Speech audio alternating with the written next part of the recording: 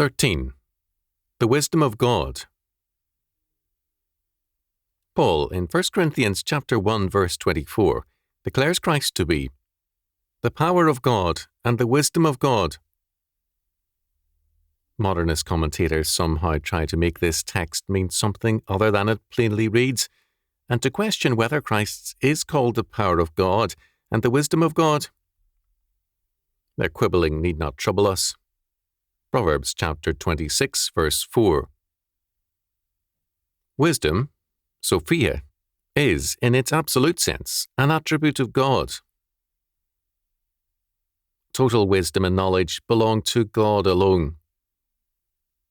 To declare Christ to be the wisdom of God is to declare him to be in himself God, the second person of the Godhead.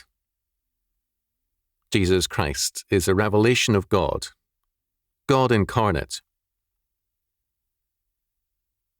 At this point, by way of contrast, it is of value to contrast Christ as wisdom, the wisdom of God, compare Colossians chapter 2 verse 3, with Satan, the tempter or serpent of Genesis chapter 3 verse 1, Nakash in the Hebrew. This serpent is identified as Satan in Revelation chapter 12 verse 9, and verse 14 and 15, chapter 20 verse 2. In the verb, the meaning of Nakash is to hiss, whisper, foretell. The word is one among many in Scripture used for serpents. The meaning of foretell, or divine, comes from the silent or hissing aspect of the serpent and its hidden nature, that is, hidden in grass and bushes. The word of all occultists is such a word, dark, hidden, and not clearly spoken. Satan, thus, is one who offers the occult word or, quote, wisdom, end quote, so-called. It is an insinuated word, a hissed and whispered word, a quote-unquote possible word, never the sure word. Astrologers are given to asserting that the stars indicate but do not determine. Occult, quote, knowledge, end quote, is prone to speak so. It speaks about the future apart from God as a possible future. In verb form, we meet with Nakash in several places. In Genesis chapter 30, verse 27, it is translated as experience, Laban's experience. In Genesis chapter 44, verse 5 and verse 15, it is rendered as divineth. In Leviticus chapter 19, verse 26, it is enchantment. In Deuteronomy chapter 18, verse 10, an enchanter is Nakash. In 1 Kings chapter 20, verse 33, Nakash is translated as diligently observe or divine. In 2 Kings chapter 17, verse 17, it is enchantments, as it is also in 2 Kings chapter 21, verse 6, and 2 Chronicles chapter 33, verse 6, and in Numbers chapter 23, verse 23, and chapter 24, verse 1, as a noun. Very clearly, occult knowledge is satanic knowledge. It offers knowledge about the future as a knowledge outside of God and his eternal decree.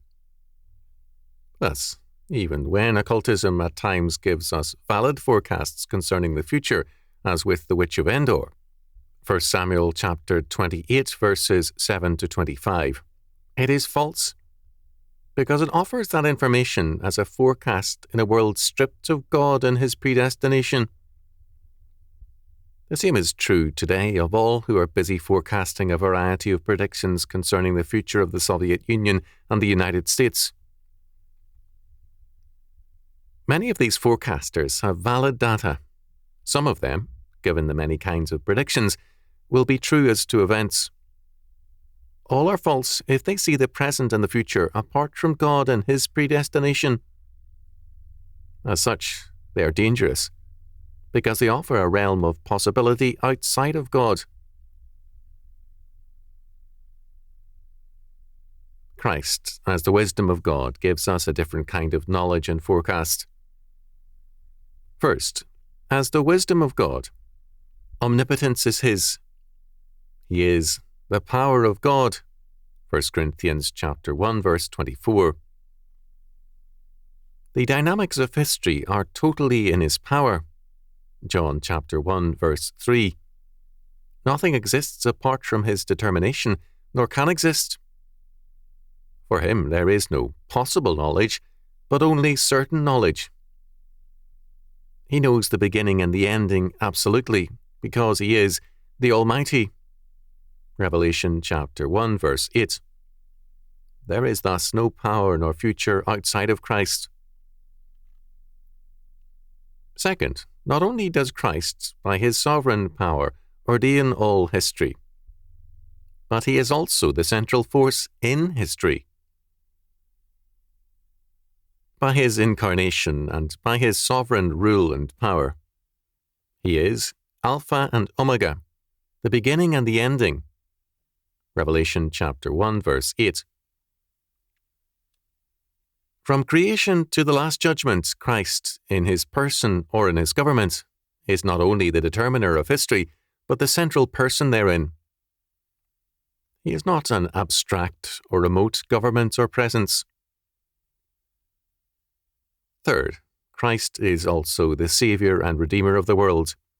John chapter 3, verse 16, so that His wisdom is manifested, not only in His determination and government of history, but in His redemptive work therein. Man's idea of God and of redemption is foolishness and futility. Christ's redemption is both wise and particular. The Universalists reject Christ to offer a plan of universal redemption. We live in an age of universalist politics, whether it be Marxism, Fabian socialism, National Socialism, or democracy. The prevailing belief is in some form of universalism.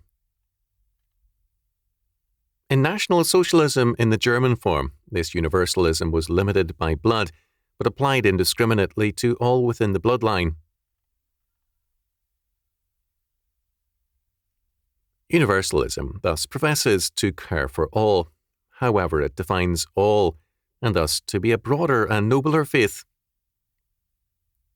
However, by its insistence on salvation for all, it denies the person. The fact of particularity is denied.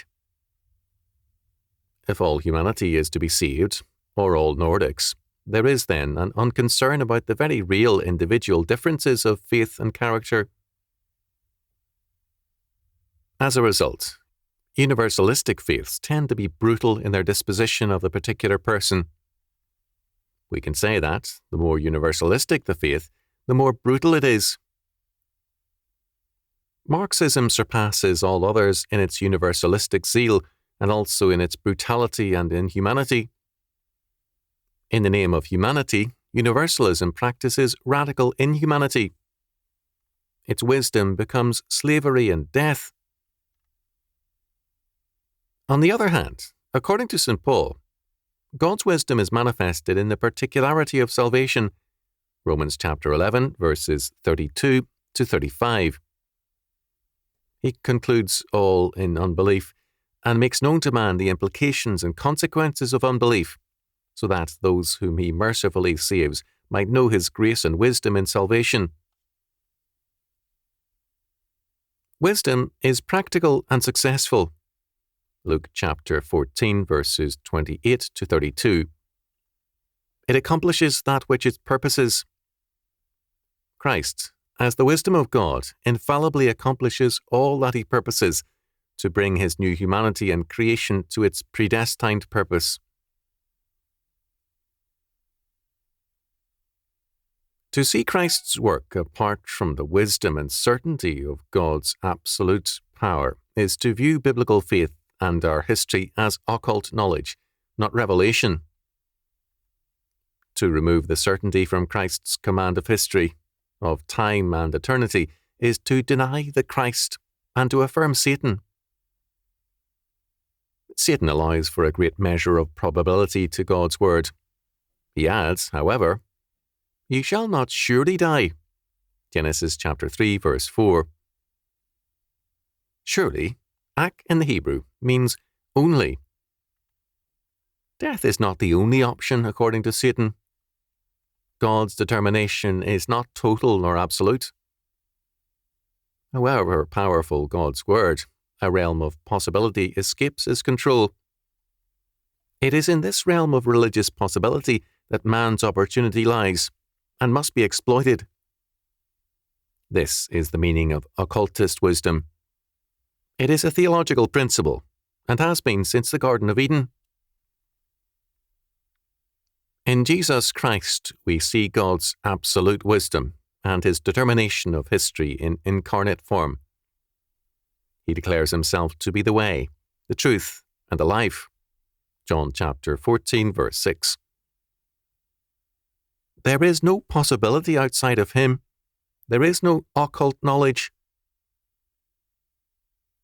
To know Christ as the wisdom of God is thus to seek no presupposition, knowledge, wisdom, possibility, or determination apart from or outside of him.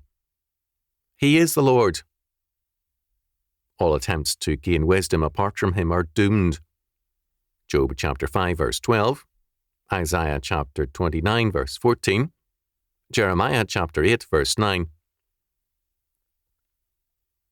For it is written, I will destroy the wisdom of the wise, and I will bring to nothing the understanding of the prudent.